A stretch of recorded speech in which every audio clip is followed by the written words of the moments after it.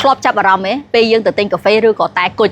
អ្នកលក់ឬក៏អ្នកដែលគេទទួលកំងគេសួរថាបងយកសាយ M ឬសាយ L គេសួរថាតើយើងយកកៅកណ្ដាលឬក៏កៅធំបើសិនយើងអត់បានចាប់អារម្មណ៍ទេយើងនឹងគិតថាអូខេកៅកណ្ដាលអញ្ចឹងអូកៅធំខុសគ្នាប៉ុណ្ណេះអីចឹងណាប៉ុន្តែយើងដែរសួរគេអត់ថាអូនមានទំហំ S អត់មានកៅតូចអត់តែពិតបើយើងសួរគេអញ្ចឹងគេនឹងឆ្លើយថាមានព្រោះតាមពិតទំហំវាមាន S M L ប៉ុន្តែគេអត់សួរយើងអញ្ចឹងទេគេសួរតែយក M ឬក៏ L កណ្ដាលឬក៏ធំដោយសារតែគេចង់ឲ្យយើងមានអារម្មណ៍ថាយើងមានជំរឿសតែពីរហ្នឹងយើងភ្លេចគិតថាតាមពិតយើងមានជំរឿសមួយទៀតគឺកៅតូចអញ្ចឹងអាហ្នឹងគឺជាតិចនិចរបស់អ្នកលក់ដើម្បីយើងយកជំរឿសកៅកណ្ដាលឬក៏កៅធំសិនជាយើងអត់ប្រើខួរក្បាលរបស់យើងឲ្យវាពិចារណាប្រើធម៌ពលរបស់វាទេគឺយើងចាញ់បោកខ្លួនឯងដោយសំណួរដែលភាគច្រើនខ្ញុំទទួលបានថាបងម្នាក់ខ្ញុំស្រឡាញ់ម្នាក់ខ្ញុំមិនតែខ្ញុំជ្រើសរើសយកមួយណាតែពិតជំរឿសវាមិនមែនមានតែពីរហ្នឹងទេជំរឿសវាអាចមានប្រសើរជាងហ្នឹងគឺយើងរកបានមនុស្សដែលស្រឡាញ់យើងផងអាណិតយើងផងយើងស្រឡាញ់ផងយើងអាណិតផងពេលព្រោះ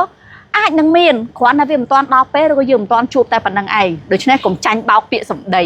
កុំចាញ់បោកការដែលយើងខួរក្បាលយើងគិតថាជំរឿសយើងមានតែពីរក្នុងជីវិតរបស់យើងយើងនឹងជួបមនុស្សជាច្រើនអ្នករងចាំរកជំរឿសណាដែលបានល្អបំផុតសម្រាប់យើងកុំចាញ់បោកខ្លួនយើងហើយកុំចាញ់បាក់អ្នកលក់សួរគេផងមានទំហំ S អត់មានគ្រាន់តែគេអត់ប្រាប់យើងតែប៉ុណ្្នឹងឯង